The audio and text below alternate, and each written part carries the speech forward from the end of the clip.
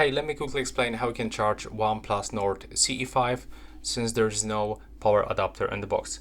So if you want to use full speed of the charging, 80 watts, you have to use only Super VOOC adapters with USB-A output and USB-A to the USB-C cable.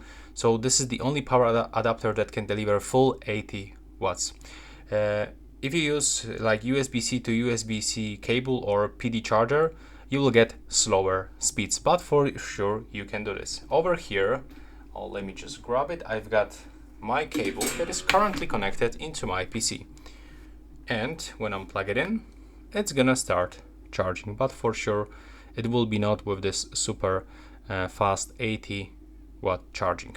You can connect this phone also into other power adapters. I'm using also my power adapter from Motorola phone. You can connect this into your Xbox, PlayStation, into your PC, into your TV, basically into any other device with the power supply. But if you want to get the full speed, you have to get an original charger.